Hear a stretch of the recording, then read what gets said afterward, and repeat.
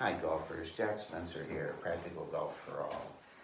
Today I'd like to talk about the downswing, how you initiate it and what should happen through impact, and then your finish, your follow through. Before I get into that, I would like to say one thing. In my last video I talked about at the top of your backswing you shouldn't feel like you're taxed or stressed, and that's true. You should feel like you're a spring that needs to be sprung, but you should not try to put yourself into physical positions that you cannot achieve. That will lead to all kinds of imbalance problems. So it's your swing, use your swing. Don't use the swing you see David Ledbetter teaching or Hank Haney or, but you need to feel coiled, but you don't want to feel like you're absolutely stressed. So how do we start our downswing? A couple of the bad ways of doing it. Number one is, you get back here and you throw the club, you cast it. That's a chunk, a top, a pull, a slice, complete loss of power. Nothing good happens from that. Number two, and you'll see this a lot in these online instructional videos, and I could not disagree with it more. They'll say, you get to the top of your backswing, you're going to drop the club, get it down here, get it behind you, get the back of this hand facing up to the sky, and snap and rotate your hips through, and that will work. And I'm not saying that it doesn't work. What I am saying is most people can't do it. Maybe if you practiced every day, played every day, and started doing it when you were 8 years old or 10 years old, or whenever you decided to start listening to adults, fine, maybe that might work. But for most of us, it's just not going to work. And the other really bad thing I think it does is it takes a dynamic movement. I mean, your downswing is a dynamic movement, and it compartmentalizes it into two segments. It's like, okay, so I really want to hit this golf ball, but number one, I'm going to do this, and then number two, I'm going to spin and do that. It takes the athleticism and the natural motion and movement out of your thought process, and thereby it takes it out of your striking of the golf ball as well. What I like to think about is, again, big muscles, I said in the previous video, use your legs and your hips, initiate it with that. Well, for me, I use this, and I also use my shoulders, not my arms. So I get here, and I want those two to work together.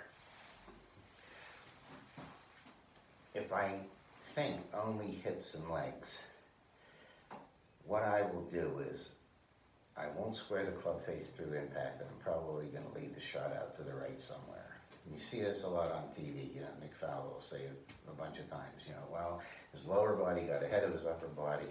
The face was a little bit open. Pushed it to the right. Faded it to the even further right. Whatever. So again, that's segmenting it, and I don't think you should segment it. I think you should make it a dynamic, solid move. So when you come into the hitting area, you want to let this club fully release itself. So when it comes down, it's going to be kind of like toe up towards the sky like that. Through the impact, it's going to start rolling, and then through the finish, it's going to, the toe's going to be pointing back to the sky again. Well, Lexi Thompson feels like, supposedly, that, especially with a driver, that she wants to turn this left hand over as hard as possible through the strike. If you do that, you're not going to hit the ball with only the toe of the club. Trust me on that. What you're going to do is it's going to better enable you to square the face. Freddie Couples, Jack Nicklaus. Jack Nicklaus was taught by Jack Grout. And Grout told him right from the get-go. He said, just hit the ball as hard as you can, and we'll worry about straightening out your misses afterwards. And Freddie Couples, as smoothly as he swings the golf club, has said, it may not look like it, but especially with a driver, when I'm coming into it, I'm trying to hit that ball as hard as I possibly can. A lot of us, we get on the course and we spray a couple of shots, and then we start playing aim and golf swing instead of golf. And I promise you, if you start slowing this down, trying to aim the golf ball, the face is not going to square. If it's an iron shot, you're probably going to chunk it, or it's just not going to work. You're better off just going ahead and letting the club release. If you have a situation where you're between clubs, say you're between an 8 and a 9 iron, and you think, well, you know, I'm going to hit the 8 iron. It's really hard for those of us, again, who don't play and practice a lot, to regulate distance on a shot via swing speed. I promise you, if most of the time if you do that, you're going to leave the ball out to the right and probably hit it short. What you're better off doing is go ahead, take the stronger club and grip it, you know, just a little tidbit for the course. Grip down to the steel almost if you have to. And then take your normal hard swing. It's going to take 10 yards off of it anyway. And how many times have you missed the green short right, or to the right, versus the times that you've missed the green long or long left? I would bet that 80% of the time when you miss the green, you're going to be either short or short right. Some of the time you're going to be right, and almost never are you going to be too long or long left. If you transfer your weight, accelerate through the impact area and allow this face to roll and close. If you do all that, you're almost naturally going to have your weight on this left foot, and your finish will be chest to the target, and the club will be in a pretty good position here. The worst thing that you can do is finish with your weight back on your trail side like that, falling practically straight backwards. And another really bad thing is to fall kind of back and behind you. You know, you're wrapping the club around your chest like Babe Ruth instead of like a golf swing. Both of those indicate almost little to no weight transfer, or very much improper weight transfer. Two ways of remedying that to practice. One is the old Gary Player walkthrough thing, where, you know, he would get it. Even when he was playing at his best, some shots he would get through, and as he, you know, and then he'd bring his trail foot, step towards the target. I guarantee you, if he can do that, all of his weight's on this left side. It's all been transferred. The other thing you'll notice that Patrick Reed does a little bit, I don't know if you've ever looked this closely, but he gets here and he kind of lifts his foot and moves it slightly towards the target. I have to do that because my left ankle's a mess. I cannot put the pressure on my left ankle that these professional guys do. It just won't do it.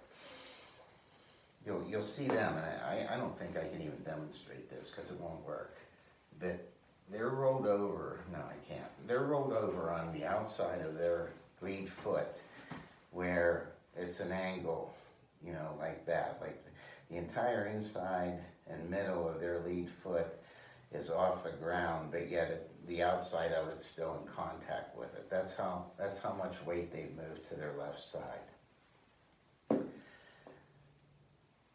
For me, I have to do the Patrick Reed thing. And it's fine. I mean, you know, I didn't learn it overnight, but at the same time, it's not that hard to do. And basically what you do is, you know, you get to the top of your backswing, and you just kind of ever so slightly move that foot so that the toes facing towards the target.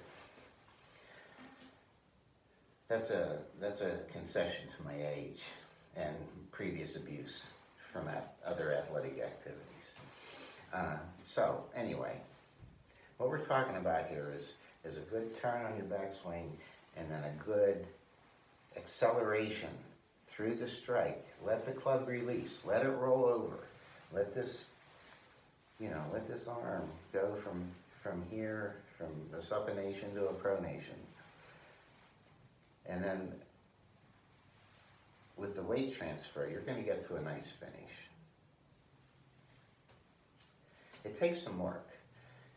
everything about this game takes some work. But once you get the basic concepts, where most of the time you're doing it in your swing, then the repetition of it will make it come a lot more easily to you. Don't get frustrated about it. It's easy to do. And please, don't get frustrated if you go out and you don't, strike the ball as cleanly as you'd like to on some particular day. I mean, I have days when I wake up, my back's tight or whatever, my fast switch fibers don't fully awaken, and it's hard then. It makes it more difficult because I'm not doing it every day. And probably even if I was doing it every day, you get to a certain point, you're not sure which body might show up. But when that happens, just stick to your basic concepts and stick with it. Just fight through it. Don't try to do a whole bunch of changes. Don't think, well, if I do this, then, maybe I should put my hands in this position, or maybe I should open my stance real wide, or close it real significantly, or you wind up playing 18 holes with 18 different swings. Never a good idea. Stick to your basics, and just know, some days are going to be a little bit more difficult than others. That's golf. All right. Like, comment, share. Any feedback would be appreciated. I hope you enjoyed this video, and I hope that a few of those little tips, especially about weight transfer with this, go ahead, let this back foot step through, or go ahead, let this front foot release and point towards the target a little bit. It'll really help you get to your front side. Thanks. Take care.